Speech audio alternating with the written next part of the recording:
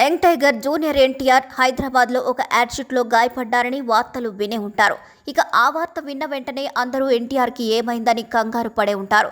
ఆయన త్వరగా కోలుకోవాలని, అసలేం జరిగిందని ఆరా తీస్తున్నారు. ఎన్టీఆర్ అభిమానులు ఇంతగా భయపడడానికి కారణం లేకపోలేదు. ఎన్టీఆర్ ఫ్యామిలీలో ఎంతో మంది యాక్సిడెంట్స్ కారణంగానే చనిపోయారు. అది కూడా రోడ్డు ప్రమాదాల్లో.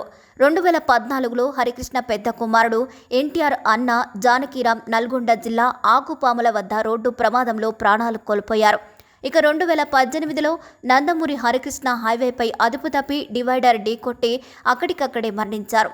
జూనియర్ ఎన్టీఆర్ 2009లో నల్గొండ జిల్లాలో జరిగిన ప్రమాదంలో ప్రాణాపాయం నుండి తప్పించుకున్నారు.